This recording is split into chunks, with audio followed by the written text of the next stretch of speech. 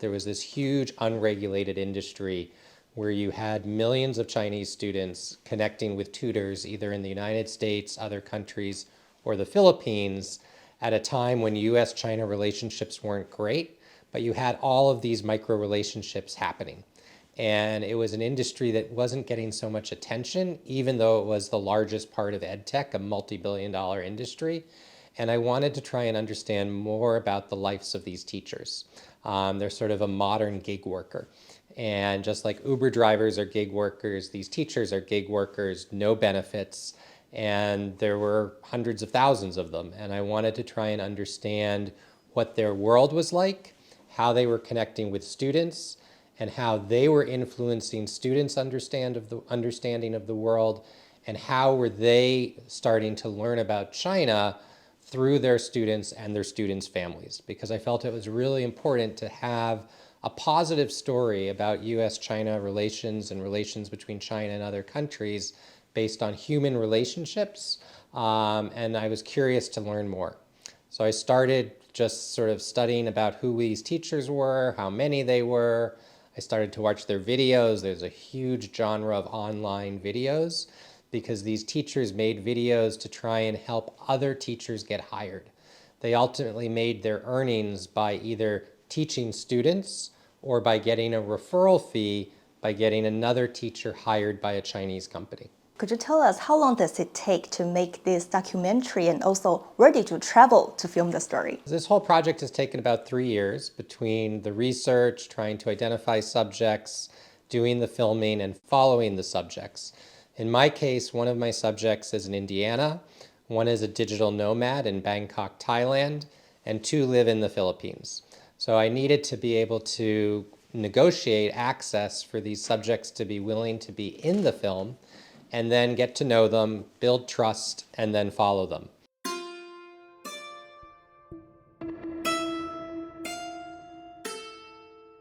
So for me, my traveling's been primarily in the US for the film because of COVID. So I found young filmmakers to partner with, both in the Philippines and in Thailand, to do the actual filming of the subjects, and I directed by Zoom. Chinese families spend nearly 10% of the family income on children's education.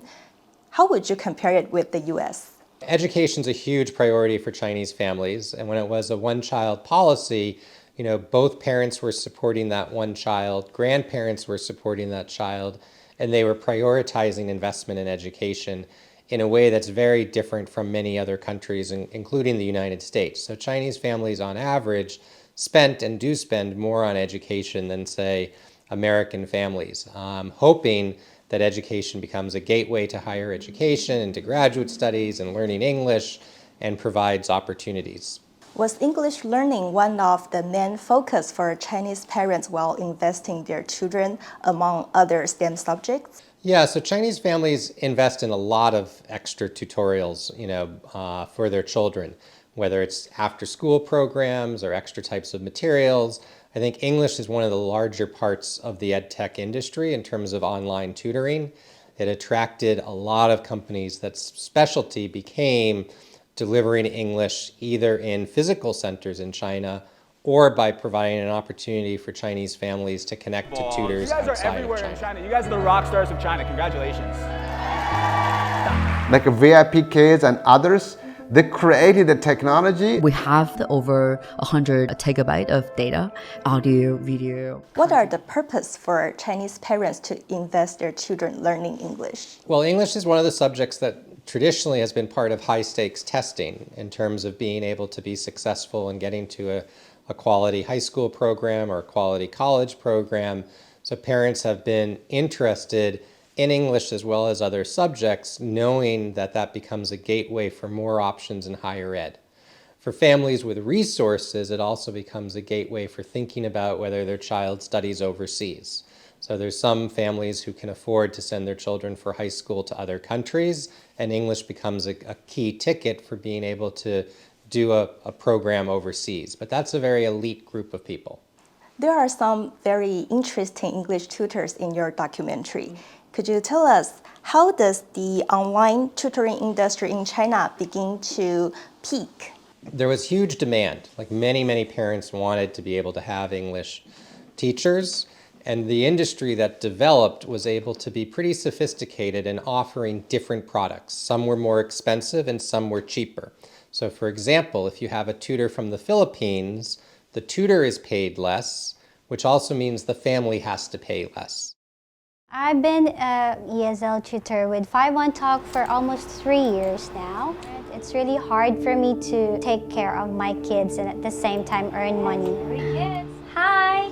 A tutor from the United States who's paid more, who's doing private tutoring, is a more expensive tutor for a Chinese family to get.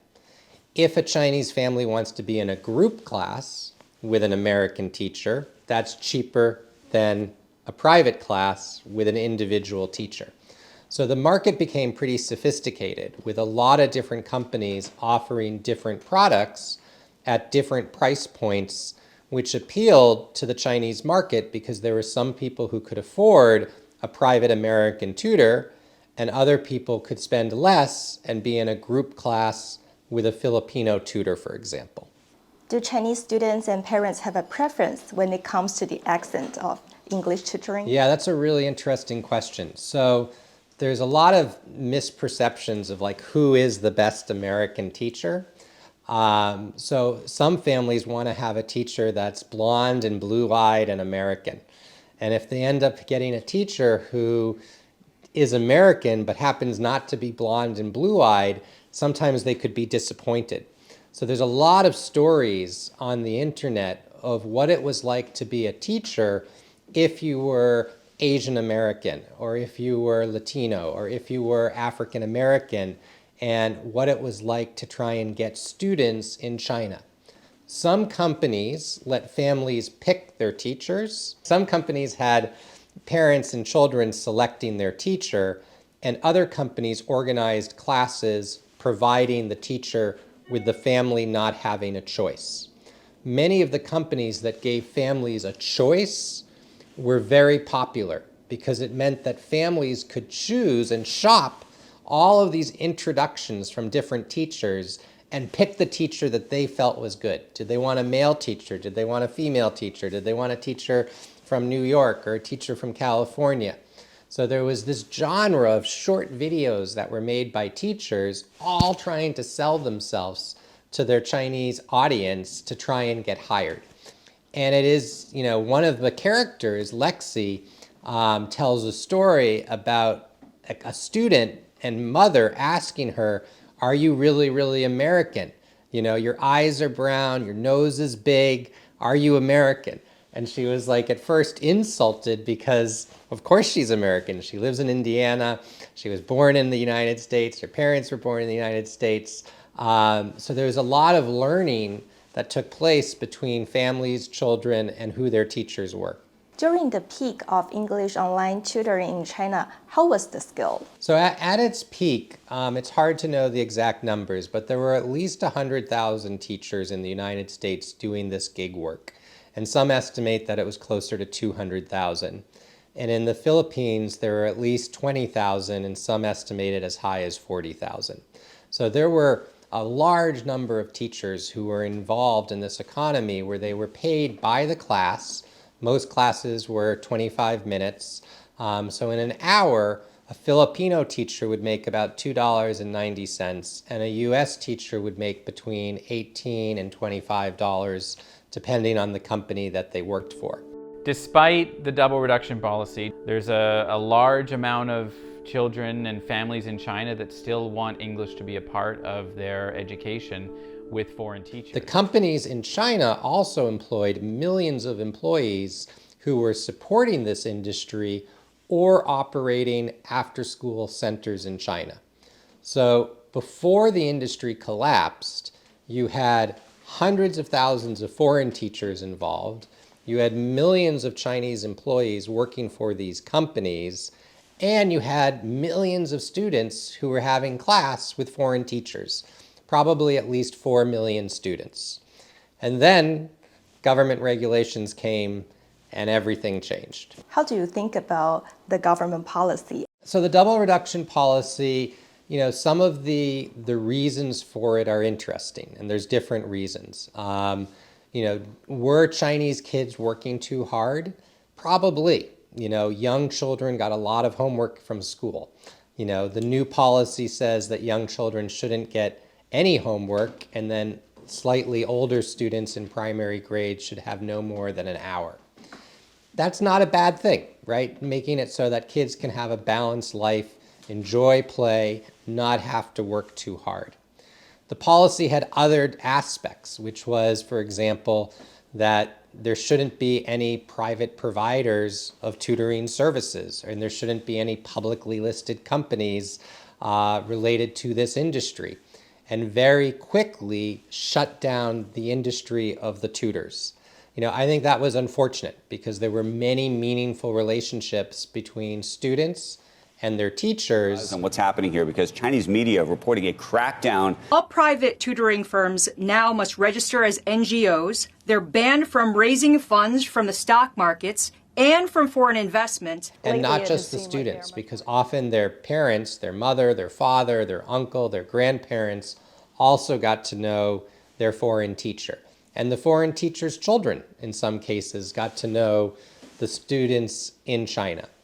And the policy really represented a closing of the door to learning English with foreign teachers. And I think that's an unfortunate consequence of the policy. In your documentary, you have mentioned that some tutors from the United States, they have to do classes either very early in the morning or around midnight. And also some Chinese students, they might have some burdens for the after school studies. So could you summarize for us the benefits and downsides of the online tutoring? For teachers, it was a hard job. They had to wake up really early in the morning to teach their students with the time difference, and they worked long hours to be able to have a livable income.